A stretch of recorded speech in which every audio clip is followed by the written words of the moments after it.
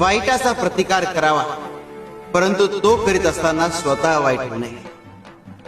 जशास तसे उत्तर दिले पाहिजे, पण चांगुलपणाची वाट सोडू नये.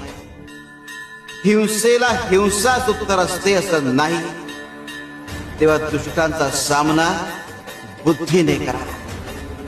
शिव हरे शंकर, नमामि शंकर, शिवशंकर शंभो.